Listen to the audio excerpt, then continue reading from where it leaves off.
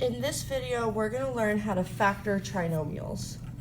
But first, we need to look at what happens if we have a binomial, so two terms. We always look for the greatest common factor, which is a number or a variable that divides evenly into every term.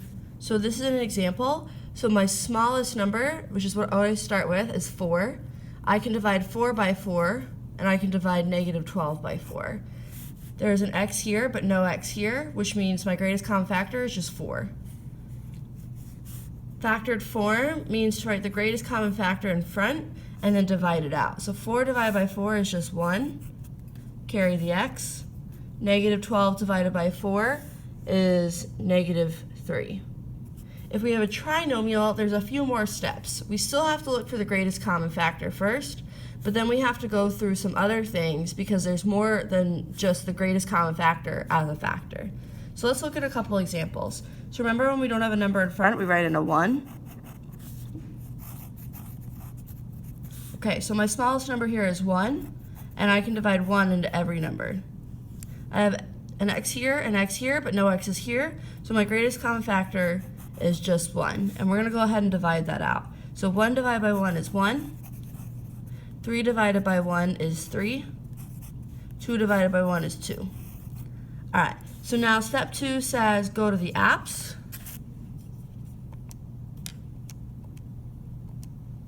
Use polysmelt 2.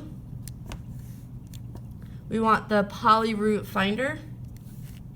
And then this needs to say 2, because that tells us that refers to this 2 that's on top of the x squared. That's my highest degree or my highest exponent.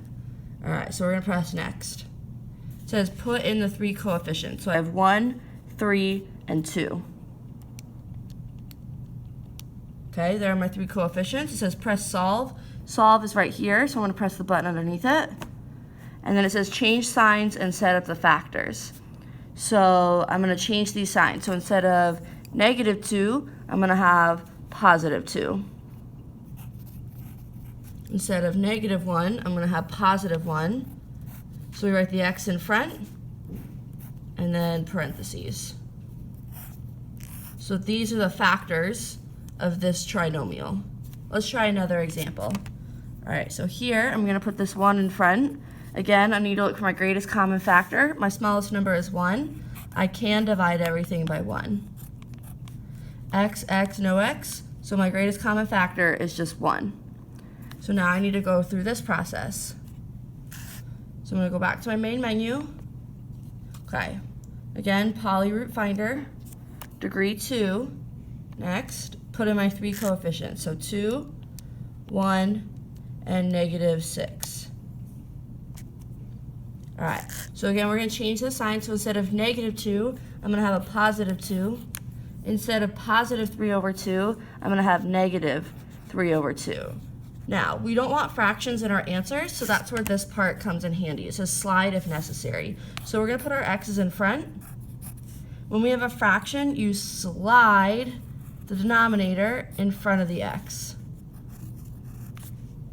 All right, so then our factors are x plus 2 and 2x minus 3. All right, let's show you one last example. Again, we're going to look for our greatest common factor first. My smallest number is 2, and I can divide everything by 2. X, x, no x, so my greatest common factor is just 2. So I need to go ahead and divide that out. So 2 divided by 2 is 1. Negative 4 divided by 2 is negative 2. And negative 16 divided by 2 is negative 8. All right, so now I can go ahead and do this process. So I'm going to go into polyroot finder. I have degree 2.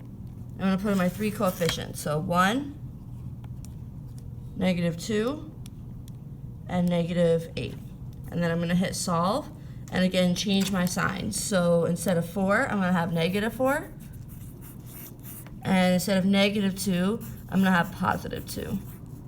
So those are my factors, but because we divided this 2 out, it needs to go in front. So my factors are 2, x minus 4, and x plus 2.